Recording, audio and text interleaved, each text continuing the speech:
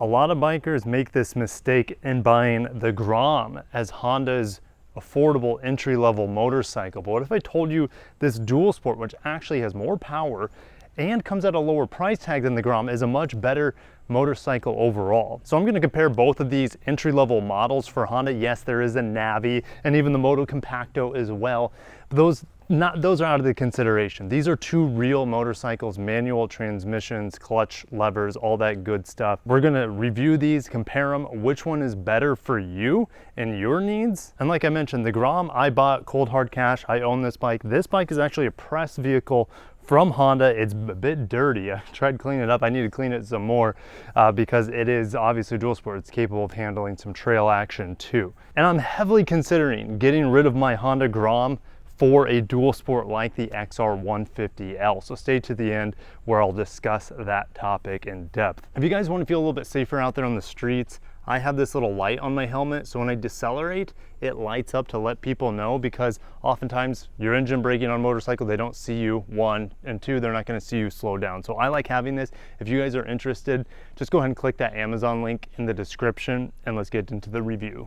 All right, let's start with the Grom's engine. We have a 124cc single cylinder, air cooled, and it is parallel. This piston runs parallel to the ground. I have a Yoshi pipe on here.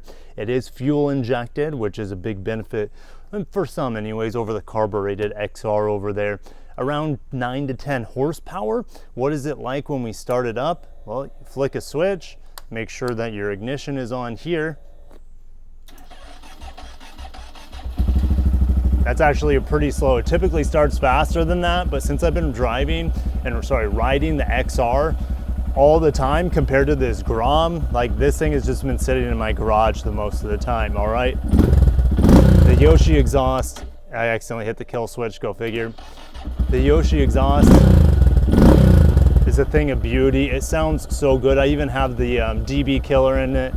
To reduce its, I mean, it's not that much louder at idle. So I love this Yoshi pipe, big fan of it, can't recommend it enough. Shout out to Big E over at Yoshimura. All right, so real simple startup.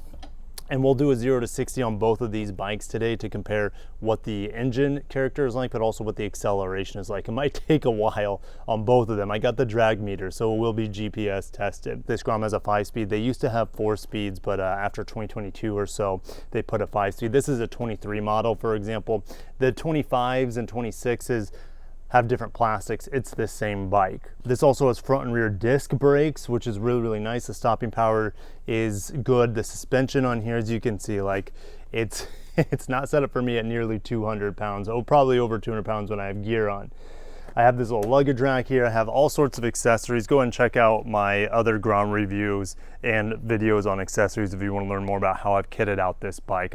It's just really, really cool how it is. And if I were to own an XR, I would be kitting it out as well. All right, moving on to the XR here. This little luggage rack, it only says it's rated at about 11 pounds. Baloney. I can pick up the bike with this rear rack. So it's funny what it's only rated at 11 pounds.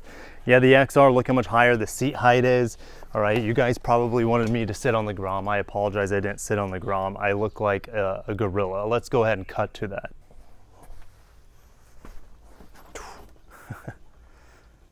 The XR has about 150cc single cylinder, similar to the Grom, but it is bigger. All right, and so we're getting about 12 horsepower out of it, all right, which this bike is heavier than the Grom. I'll go ahead and put on, I know what the Grom is, around 225 pounds, something like that.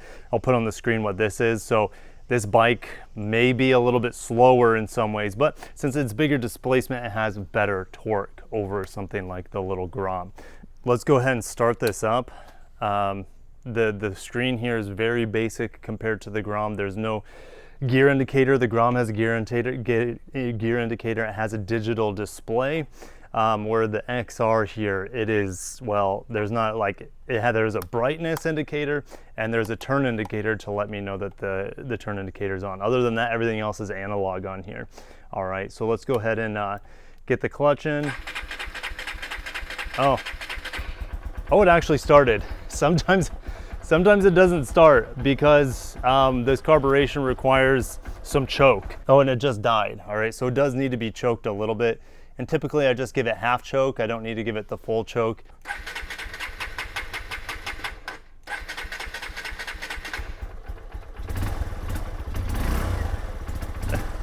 Yeah, that's going to be an adjustment for a lot of people. If this bike came fuel injected, I think it would be a pretty easy win over the Grom. And I'm at sea level, so I don't really have any issues when I'm riding, but if you guys have mountains and stuff, you might want something like a Grom or a Trail 125. If you guys want to hear some revs, a little bit more industrial sounding. Obviously the stock exhaust doesn't sound terrible, I guess, a little lawnmower-ish. Both of them will take regular, of course. I'll put the fuel tank sizes and fuel economy. So my Grom, I don't know what I'm really getting anymore. It's probably around 100 because I've modified. I have an ECU tune on there. I have aftermarket exhaust. This XR, I haven't filled it up yet. There is no fuel gauge on here either. All right, I want to say it's around a 2.8 gallon tank. And if you're getting 70, 80 miles per gallon on here, the range is going to be quite good. So that's not going to be an issue with either of these bikes. Fuel economy range is going to be fantastic on both of them. Now, honestly, the seat height here is extraordinarily low for a dual sport. And you know, if you're over 5'6", 5'7", you should be able to flat foot this bike. Where the Grom, you can probably get away. I mean, if you're like closer to 5 foot, the Grom is going to be a better option for you. But you could probably even put lowering links on this bike if you wanted to, and you can see how much it squats down. All right, we're gonna do some low speed maneuvers first on both of these bikes. Oh my gosh, it's been a while since I've been on the Grom. There seems to be even more, what do you call it, nosedive on this bike. All right. And man, it does behave quite a bit differently. And I have these Pro Taper bars, which kind of run into my legs. So I've kind of made this bike actually worse for like slow speed maneuvers. Like here's full lock, and the great thing about the Grom, you can always just throw a foot down if you need to when you're doing a U-turn, all right? But yeah, full lock, pretty good at low speed maneuvers. And the Grom it really feels like a toy. All right, getting onto the XR. Handlebars are much, much higher here. And there's actually more distance, I feel like, lock to lock. Honestly, this bike feels a lot more natural to me in terms of low speed maneuvers than the Grom does. A lot more. Like doing this right here, staying lock to lock, I don't feel like I need to put my foot down nearly as much. So like, that's incredible. All right, XR actually might be better for low speed maneuvers than the Grom. Let's see, let's go to the right here. I'm not as good turning to my right. I feel more comfortable on this bike because the handles are a lot higher. They're just better set up. My legs have a little bit more length and stretchiness here compared to the Grom. So even for low speed stuff, parking lot stuff, they're both going to be fine. But this one is actually equipped from the factory pretty damn good, and surprisingly really, really good. It still blows me away how good this is at low speed maneuvers. All right, let's do a little 0 to 60.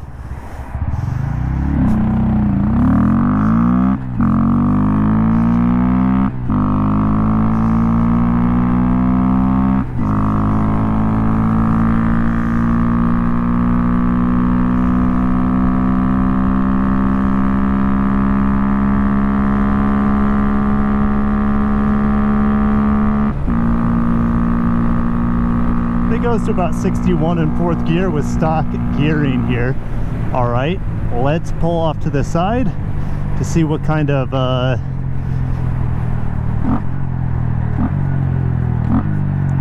number we resulted in there. Finding neutral on this is one of the most difficult things to do. There it is. 0 to 45 was 10 seconds. And then 0 to 60 is 25 seconds. That might be hard to beat. Again, keep in mind this Grom, you know, 0 to 45 is really, really strong in this bike. It just falls off a cliff after that. What is the rest of the bike like here on the Grom? Well, you have to modify it, in my opinion, quite a bit for it to be the kind of bike it needs to be. The stock shifter is so bad on this bike. You miss shifts, upshifts all the time. It's hard to find neutral even with this aftermarket shifter, even though it's slightly better than the stock shifter. All right, the brake, like the lever placements, I have these customizable levers, but the stock levers are not very good.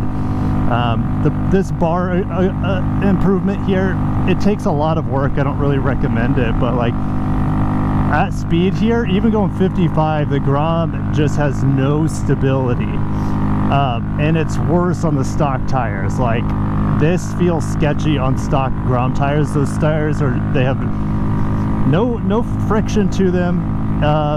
You just have no confidence. And these tires, I want to say it was like 300 bucks.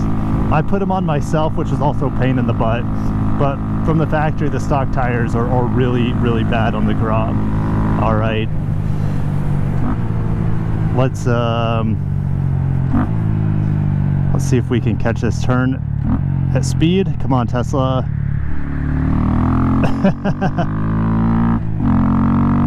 Just so slow, but it's so fun to fly through the gears on this bike. Oh my goodness. Like downshifting and upshifting on it is amazing. So easy to just blip the throttle, rev match, perfect every single time.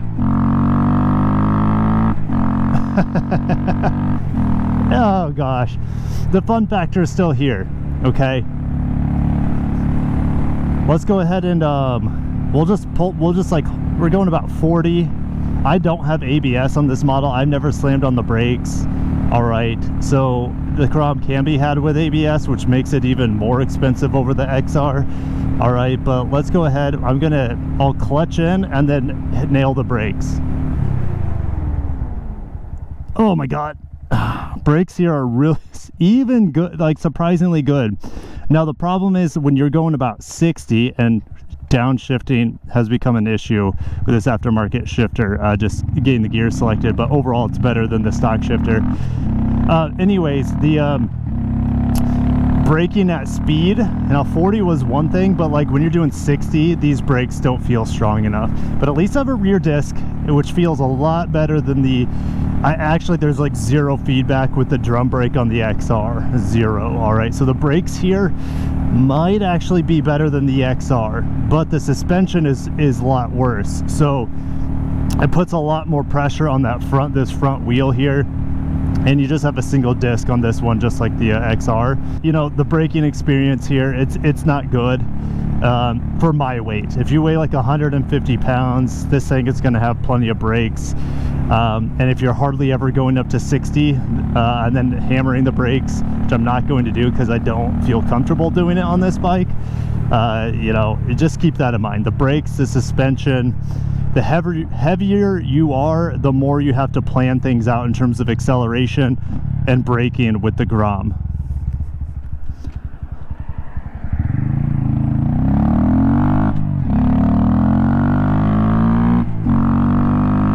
And you're full throttle everywhere on this bike, and that's what makes it so fun, right? You're maximizing this little single cylinder out all the time, no matter what.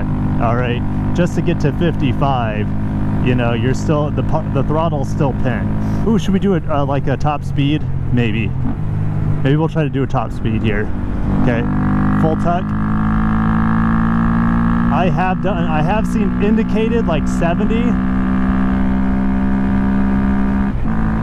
but I have to be like drafting behind someone to get to 70 on this bike, and it takes about a day and a half to get there. Sorry, did I say 75? I've seen indicated 72, but really realistically, like low 60s is where this bike is going to top out. All right, stock, even stock too. All right, the fifth gear on this is just geared really tall, and so it gets great fuel economy, but it's just not, you know, some people change the gearing to get actually a better top speed. They gear down because the engine has a little bit more grunt to give with shorter gears, and let's say you lose out on top, like theoretical top speed, but for usable top speed is actually let's say you get to 65 actually more regularly if it's geared down compared to, let's say, like stock. This is probably, you know, going downhill you might get to like 70, 72 or something. All right,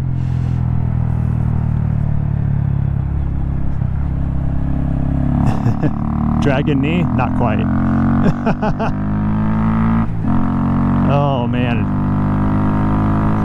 But yeah, the Grom, the comfort-wise, the Grom sucks. Honestly, like my knees are up really high here. It's not nearly as comfortable as my ZX4RR, where I have a little bit more weight on my wrists. So I'm very upright here with nowhere for my legs to go. Now this, I do have a cheeky seat cover, and that transformed the comfort on this bike. The stock seat is also god-awful, just terrible. And so I'm so happy that I got this cheeky seat cover. I want to say it was like 150 bucks or something. And I can sit on this bike a long time without having any discomfort, and I can move backwards on the seat if I need to and lean forward a little bit more. So the cheeky seat is a necessary, or some other seat cover or seat replacement is necessary on the Grom, because these seats are rock hard. Your ass is going to be crying out in pain. That's what she said, or he said, I don't know.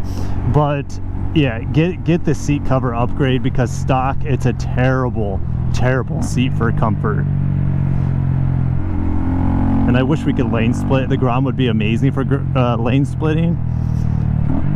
It's just everyone behind you at the is going to be wanting to accelerate faster than you. So again, it's a cute bike. It'd be so easy to split through there. But I actually would feel more comfortable in the XR. Like I said, the XR to me just feels a little bit more predictable, even at low speeds, than the Grom, which is just crazy. Because even just like getting off the throttle there, I have too much compression with the suspension, and like it's just not as predictable. It's much more squirrely, and that was a terrible shift. But let's see if I can pass this bus here. Again, just full throttle, and I'm drafting off this Odyssey. Yeah, baby. There's 63. She's feeling good now. Let's go full tuck. Still 60. Oh, 64. That's about all she's got, unless like I said, unless you're drafting. So it's going to be harder to tell top speed, and I'll make sure I have my drag meter ready when I get on the XR. Hopefully that'll tell me what kind of top speed I hit. All right, so let's go ahead and cut to getting on the XR. What is that bike like to ride over this Honda Grom? All right, these stock mirrors on this XR are fantastic. I would not change these stock mirrors. Some people with some bark busters on here, but yeah, you just a very no tachometer on this thing. But yeah, anytime I feel like, so the Grom is an urban exploration. God, I can't even talk. The Grom is really good at urban exploration, and the XR can do that too.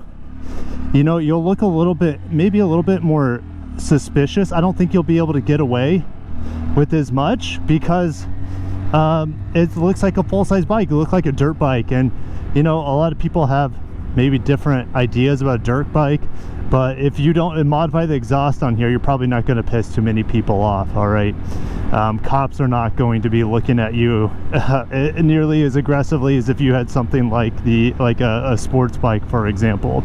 All right, what I noticed right away is that this bike is smoother. It seems to idle a little bit smoother. It rides so much better. The ride quality on the XR is so much better. The seat, even though the cheeky seat is a massive upgrade on the stock Grom seat, like this seat, I can move everywhere, and it's super cushy. I can sit really far forward if I want, and yes, I may be a little bit too big for this bike, but not oversized like Donkey Kong on a tiny like crotch rocket in Mario Kart. That's what I feel like on the Grom. But this bike, it's just, I can move to the pillion seat and still get up here. Like it's just fantastic. And I don't know which bike would be better for pillion use. I would assume this one, since it has a little bit better torque. Oh my gosh, the brake feel is actually better here. The Grom, yes, I put on new levers, but the levers on the Grom still, like, it's a really mushy experience. It's pretty ambiguous.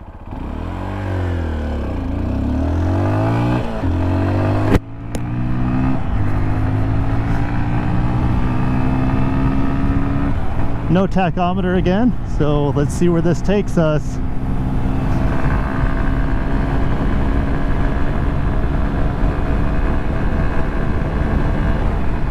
There's 5th finally. Oh, it might be slower to 60. Again, my Grom is modified.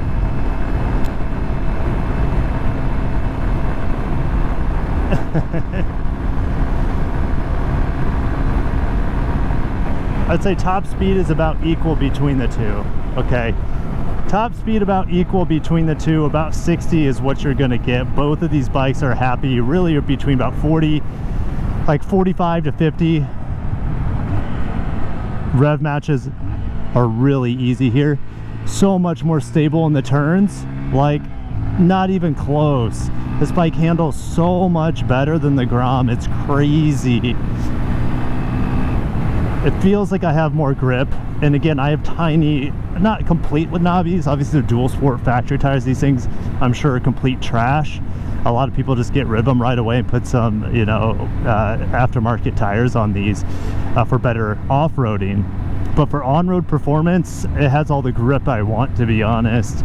I have taken this off-road, and I definitely want something a little bit more trail purpose, but still, yeah, still good street tires too. So these knobbies are definitely focused more for street usage, but they can when you hit the trail, they'll be fine, unless you're trying to maximize the capability of this bike, and these tires just won't be able to do it. I sit up so much higher, so I feel so much safer than the Grom. The Grom, I'm pretty much, my ass is on the ground, which is fun, but you want to be seen on a motorcycle. And the Grom, like, not only is a bike tiny, but you sit so low on it, and it doesn't help that I'm heavy, so I compress the suspension quite a bit. Like, I love how high I sit up here. I feel like I'm in a pickup truck, and just on 2 wheels, you know. Obviously not as high as a pickup truck, but it feels like a lifted truck compared to the Grom, which is like a slammed, you know, sports car sort of feeling. Again, rev matches here just as easy on the Grom or here as it is on the Grom. Okay, and that's the great thing about motorcycles, like and here it would be harder for me to see over this car if I had the Grom. But here we go.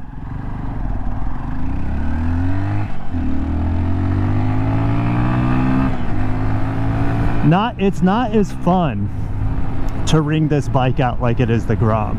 And then as I do go back and forth here, it turns in much slower, which is going to be much better for beginners. All right, the Grom, you make one simple press on the bar, or a light press on the bar, and it just dives, because those little 12-inch tires just have no inertia or momentum compared to these really big tires on this bike.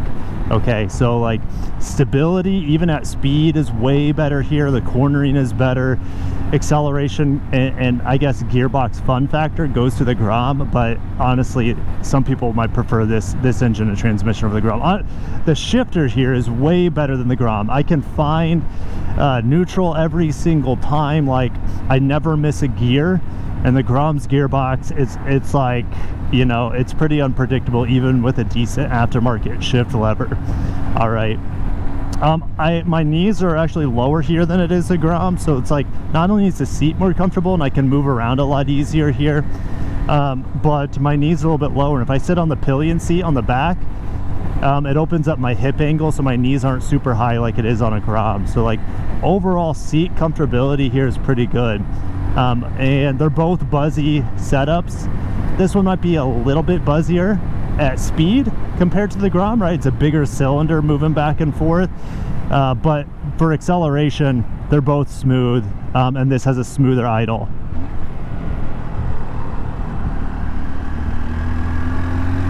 Good ground clearance here, so I don't have to like worry about scraping the pegs or anything. I don't think I've ever scraped the pegs on a Grom. Again, I don't feel that comfortable leaning that much on a Grom. The aftermarket tires helped on that, but this is just a better machine, head to tails. Is it as fun or as cutesy on the street? No, but when I take this off-road, it gives me so much more opportunity to explore off-road. I'm just open throttle, full open throttle here, just like I am on the Grom all the time. All right, and that's fine. Comfort is better here, stability so much better, so much better. And I set up higher, like I said, which is huge when it comes to your safety and other people seeing you.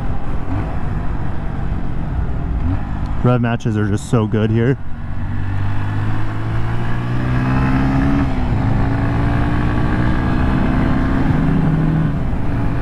I can out accelerate some dump trucks for what that's worth. Like the turn signals feel a little bit better quality here. Overall the switchgear feels better quality than it does on the Grom, but the horn is so funny. I never use a horn on my Grom because my exhaust is so loud, so I'll just rev bob people if I need to. But yeah, like this sort of bike I could be on for so much longer compared to the Grom. Like it's a night and day experience in terms of comfort and stability. Ooh, Camry TRD, hello. And 55, this is where this bike is comfortable. Really, really comfortable. So much easier to cruise on this around 50 to 60 miles an hour compared to the Grom. Just again, because of that stability. I'm not pushed around, or my inputs aren't magnified because the wheels are so tiny on that Grom. Let's do one last brake test here. Let's get to 40. I'll clutch in and hit the brake. The brakes on the Grom feel a little bit better, I will say that. But, oh, I'm not in the right gear. Yeah, Grom brakes feel a little bit better, but this feels safer. Does that make sense? Because the suspension, yes, it has more travel, but it feels like it can handle my weight a little bit better than the Grom. And like I said, the tire size makes a big deal in terms of just overall stability as well. Going through the grass every time I can on this bike, and I can do it so much faster than I can on the Grom. Like, holy cow, this thing's so much fun. You can blaze your own path. So is the Grom the answer still for an entry-level bike? As we look at our data here from the 0 to 60s, again, 0 to 45 on the Grom was 10 seconds. 0 to 45 on the XR was 10 seconds. There's about 2.5 tenths slower, so virtually identical. There could be some human error in there. 0 to 60